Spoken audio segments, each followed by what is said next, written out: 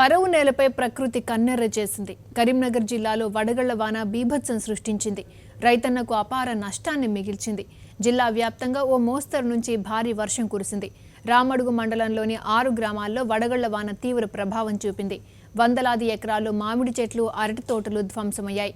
మొక్కజొన్న, నువ్వు పంటలు, కూరగాయ తోటలు దెబ్బతిన్నాయి. రేకుల షెడ్లు, ఇళ్ల పైకప్పులు ఎగిరిపోయాయి. కరెంటు స్తంభాలు నేల కొరగడంతో పలు గ్రామాలకు పవర్ సప్లై నిలిచిపోయింది.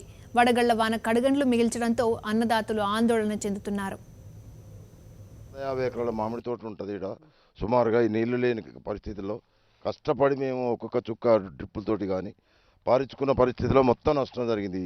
అకాల వర్షం, ఈ గాలి దువారంతో మేము కోలుకునే పరిస్థితులు గవర్నమెంట్ మాకు ఏ సహాయం చేసినా తక్కువనే. పోలు విరిగిపోయినాయి, చెట్లు పోయాయి.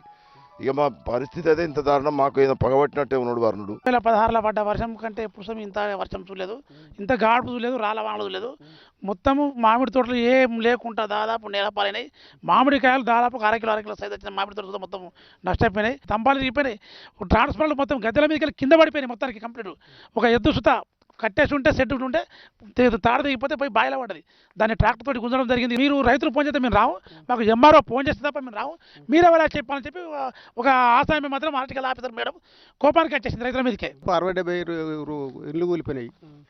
మక్కపేడ ఎండిపోయింది, మక్కపేడ రాలుగొట్టిపోయింది, పత్తి చేను పోయింది, మనం అది పసుపు పోయింది.